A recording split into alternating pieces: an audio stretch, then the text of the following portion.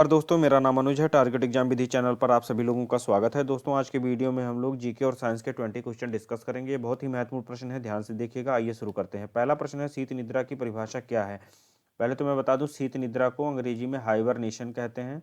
Hibernation hibernation वह प्रक्रिया होती है जिसमें ध्रुवीय भालू, कछुए, मेढक या सांप जैसे बहुत सारे जानवर जो खुद को ठंड से बचाने के लिए सर्दियों में जमीन के नीचे किसी ऐसी जगह पर छिप जाते हैं जहां पर उन्हें ठंड का असर न हो सके, और 3-4 महीने तक लगातार उसी सुरक्षित स्थान पर लंबी निद्रा की अवस्था में चले जाते हैं। वही लंबी निद्रा की जो अवस्था होती है उसे ही हम लोग हाइबरनेशन या शीत निद्रा कहते हैं। ऑप्शन आपका सी वाला सही होगा। कुछ जानवरों में सर्दियों के मौसम में कम चयापचय गतिविधि की स्थिति। दूसरा प्रश्न है, यदि किसी इलेक्ट्रॉन और फोटॉन का तरंगदैर्घ्य समान हो तो उनका निम्न में से क्या समान होगा। तो रैखिक संवेग समान होगा। जब किसी इलेक्ट्रॉन और फोटॉन का तरंगदैर्घ्य समान होता है तब वे सीधी दिशा में संचरित होते हैं, इसी स्थिति में उनकी रैखिक संवेग भी समान होता है। इसका सूत्र होता है P=mv। नेक्स्ट क्वेश्चन है आपका, कौन सी सरकार प्रणाली विधायिका को दो अलग अलग भागों में विधानसभा और विधानमंडलों या सदनों में विभाजित करती है। तो जो द्विसदनीय सरकार प्रणाली होती है जिसमें दो सदन होते हैं, जैसे भारत में लोकसभा है, लोकसभा और राज्यसभा, ये दो सदन मिलकर के सरकार बनाते हैं। राज्यसभा को उच्च सदन कहते हैं और लोकसभा को निम्न सदन कहते हैं। ऐसा ही कुछ राज्यों में भी है। विधान मंडल में दो सदन होते हैं, एक होती है विधानसभा और दूसरा होता है विधान परिषद।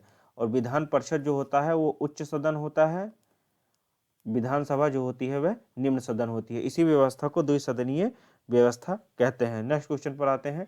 चौथा प्रश्न है, विजयनगर की प्राचीन राजधानी हम्पी कहाँ पर स्थित है। तो हम्पी कर्नाटक में स्थित है। ऑप्शन आपका बी वाला सही होगा। तुंगभद्रा नदी के तट पर हम्पी के खंडहर प्राप्त हो सकते हैं। 1336 ईस्वी में विजयनगर साम्राज्य की स्थापना हरिहर और बुक्का नामक दो भाइयों ने की थी। हरिहर एवं बुक्का नामक दो भाइयों ने की थी। विजयनगर साम्राज्य की बात करें तो यह 4 राजवंशों ने यहाँ पर शासन किया था। पहला राजवंश संगम वंश था, जिसे हरिहर और बुक्का नामक दो भाइयों ने बसाया था अपने पिता के नाम पर। उसके बाद में सालू वंश ने यहाँ पर शासन किया। फिर तुलु वंश द्वारा यहाँ पर शासन किया गया था। चौथे स्थान पर आपका अराबीडु आखिरी राजवंश था यहाँ शासन करने वाला। पांचवा प्रश्न है, तरंग कटाव से बनने वाली भूमि को क्या कहते हैं। तरंग कटाव से जो भूमि बनती है उसे रुद्र द्वीप कहते हैं। ऑप्शन आपका डी वाला सही होगा। इसे अंग्रेजी में बैरियर भी कहते हैं और बांधा द्वीप भी यह कहलाती है, बांधा द्वीप। नेक्स्ट क्वेश्चन है आपका छठवां, मिट्टी की किस परत में ह्यूमस होता है जो मिट्टी को उपजाऊ बनाता है। तो जो मिट्टी की ऊपरी परत होती है वह सबसे उपजाऊ होती है, इसे ही जो है ह्यूमस कहते हैं, क्योंकि इसमें जो घास पत्तियां के सड़े हुए भाग होते हैं वे इस मिट्टी को उपजाऊ बना देते हैं। नेक्स्ट क्वेश्चन पर आते हैं। सातवां प्रश्न है, किसी वस्तु या सेवा की मांग जो किसी अन्य चीज की मांग का परिणाम होती है वह क्या कहलाती है। तो उसे जो है व्युत्पन्न मांग कहते हैं। आठवां प्रश्न है, निम्नलिखित में से बेकिंग सोडा का रासायनिक नाम क्या है। तो बेकिंग सोडा का रासायनिक नाम सोडियम हाइड्रोजन कार्बोनेट होता है या सोडियम बाई कार्बोनेट होता है। बाई कार्बो सोडियम बाई कार्बोनेट या सोडियम हाइड्रोजन कार्बोनेट होता है। इसका सूत्र होता है NaHCO3। इसे ही हम लोग मीठा सोडा या खाने का सोडा भी कहते हैं। इसकी प्रकृति मृदु क्षार होती है। यदि मीठे सोडे को एसिड के संपर्क में लाते हैं तो कार्बन डाइऑक्साइड गैस रिलीज होती है। निम्नलिखित में से किस वंश की राजधानी पेनुकोंडा थी। तो जो अराबीड वंश है, ऑप्शन आपका चौथा सही होगा, डी वाला। अराबीड वंश की राजधानी पेनुकोंडा हुआ करती थी। ये सभी विजयनगर साम्राज्य के राजवंश हैं। पहले संगम वंश ने शासन किया, उसके बाद सलू वंश ने शासन किया था, फिर तीसरे स्थान पर तुलु वंश ने, और चौथा जो राजवंश था अंतिम विजयनगर साम्राज्य का राजवंश अराबीडु वंश था। नेक्स्ट क्वेश्चन चलते हैं। दोस्तों, मैं यहाँ बता देता हूँ, जैसा कि मैंने बताया था कि हरिहर एवं बुक्का दो भाइयों ने संगम वंश की स्थापना की थी और सालू वंश की नरसिंह ने की थी। नरसिंह द्वारा सालू वंश की स्थापना की गई थी। और जो तुलु वंश था इसकी स्थापना वीर नरसिंह द्वारा की गई थी, वीर नरसिंह की द्वारा की गई थी। अराबीड वंश की स्थापना तिरुमल द्वारा की गई थी। नेक्स्ट क्वेश्चन पर आते हैं। 10वां प्रश्न है, विश्व हीमोफीलिया दिवस किस दिन मनाया जाता है। विश्व हीमोफीलिया दिवस 17 अप्रैल को मनाया जाता है। जैविक विविधता दिवस, विश्व जैविक विविधता दिवस 22 मई को मनाते हैं। जैविक विविधता दिवस 22 मई को मनाया जाता है। विश्व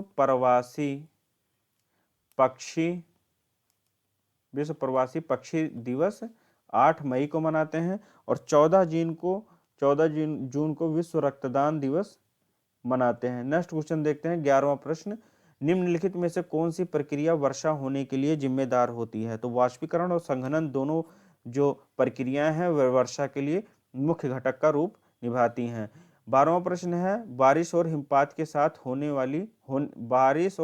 के एक साथ होने की अवस्था को क्या कहते हैं? यदि बारिश भी हो रही है और हिमपात भी हो रहा है तो उसे बर्फीली बारिश कहते हैं। ऑप्शन आपका डी वाला सही होगा। इसे अंग्रेजी में स्लीट कहा जाता है। इसमें बारिश होती है और साथ साथ बर्फ के छोटे छोटे टुकड़े भी गिरते हैं। 13वां प्रश्न देखते हैं। 13वां प्रश्न है दोस्तों, निम्नलिखित में से कौन सा रेगिस्तान दक्षिण गोलार्ध में स्थित है? दक्षिणी गोलार्ध में। तो जो कालाहारी रेगिस्तान है ये जो है दक्षिणी गोलार्ध में स्थित है। ऑप्शन आपका ए वाला सही होगा।